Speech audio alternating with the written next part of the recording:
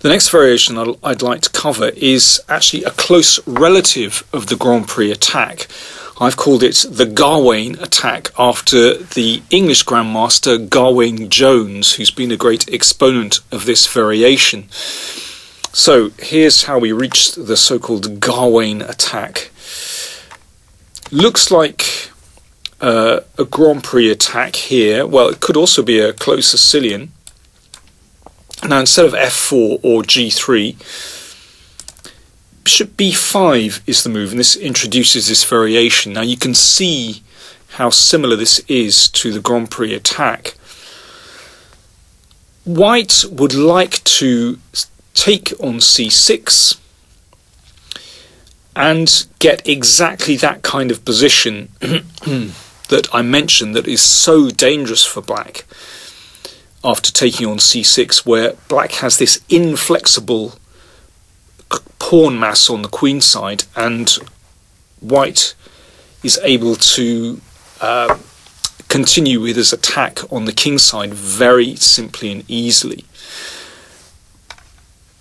It's very important here that, just as in the Grand Prix attack, we play knight to d4.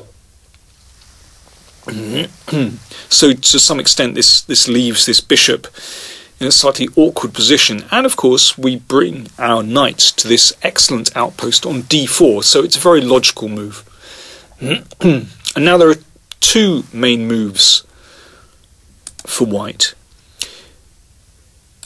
Bishop c4, which is the most popular move, and the most dangerous move, I should say, or knight f3, and that's the move I'm going to look at here. Well, it seems reasonable to play the knight to f3 and to challenge the knight on d4. And if black leaves the knight, then, it'll be exchanged off and the knight will come to e2. And it's similar to those positions we looked at in the Grand Prix, but white hasn't played the pawn to f4, and that gives him more options, actually. So here, I think the principled way of playing the position is to take that bishop off on b5, grab the two bishops, and now d6. So we're playing a completely normal Sicilian position, actually, but you'll notice now there's no possibility of white playing the Grand Prix attack.